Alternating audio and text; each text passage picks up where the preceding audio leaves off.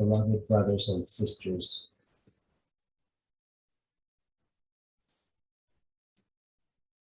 It is by design that we meditate regularly, and especially before any kind of channeling, because there's something that happens when we meditate. We get to experience the stillness and the peace and the quiet that we are. When you really let yourself go, you let go of your bodily sensations and just let the thoughts ripple away, you arrive at a place that you don't want to leave.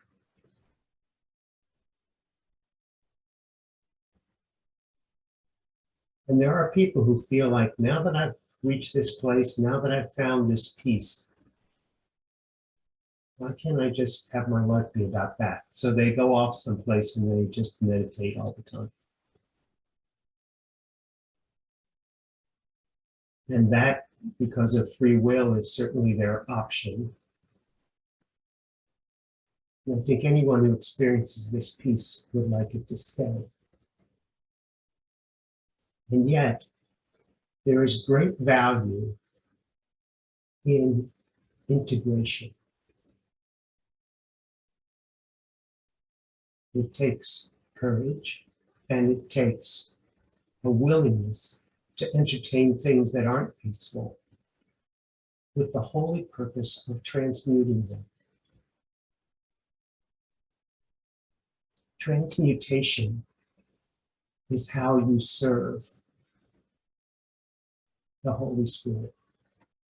That's how you serve on this plane, is transforming the ego, which is really just your ego being reflected back to you. With each little incident, bringing love to what seems like separation, and rejoining, and rejoining, and rejoining every split off aspect of yourself so that you can experience the unity that you are.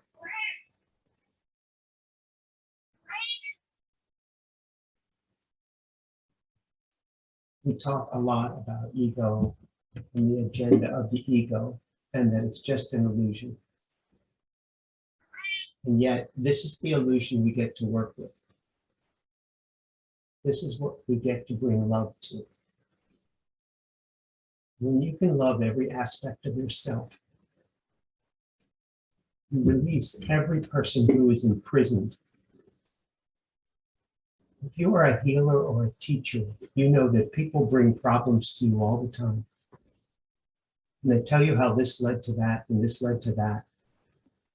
And all they can see is their misery or discord.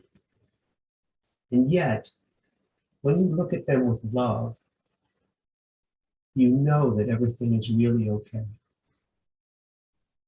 This is their design. This is what they brought to themselves. And this person is who you brought to yourself. And yet, your willingness to see from that perspective of peace is what liberates them and what liberates you. And the conclusions that people draw are often erroneous, but they're really harmless. When this one was very little, he loved to play outside, and especially in the summer. And after school, it was just so much fun to play with children. And he was used to going to bed when it got dark. But in the summer, his parents made him go to bed. It was the same time, but it was not dark. And he was so upset. And all of his conclusions were wrong. Like, why do you not like me anymore? Why are you making me come in? And they said, it's bedtime. Because I'm telling you, there's kids out there playing. Why do I have to come in? The sun is still out. I don't. And they knew it's still 7 o'clock, whether it's light or dark. You have to go to bed. And they had compassion for his lack of understanding. He didn't just get it. They tried to explain about the solstice and the equinox, and he couldn't get it at all. It just felt like cruel and unusual punishment that they were making him come in when the sun was still out. And that's how people will present to you. They will try to tell you the world is falling apart. Things are awful. This isn't fair. How did this happen? I'm a victim. I don't deserve this.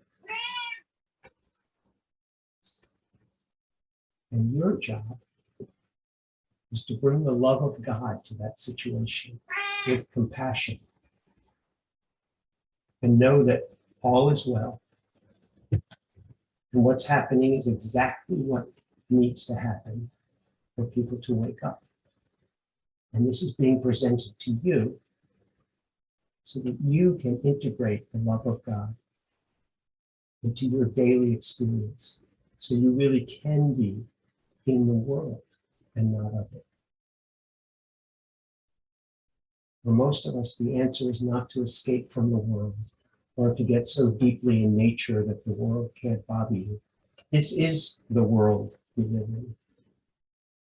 And it's created by a thought system that believes in separation. And by bringing God's seeing and God's knowing and making that our own, we transform the world into something else.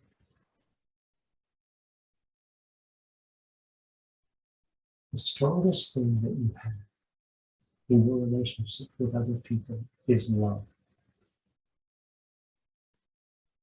There's something about love that we all recognize. It feels good. It feels right. And it renews us. And if you are a light bringer, if you are a love bringer, you are transforming the world, and it's your world that you live in.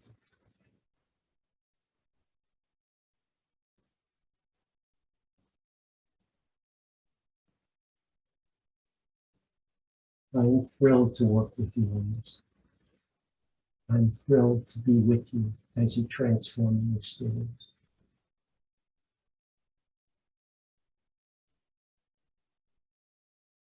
Our relationship grows deeper and deeper with each day.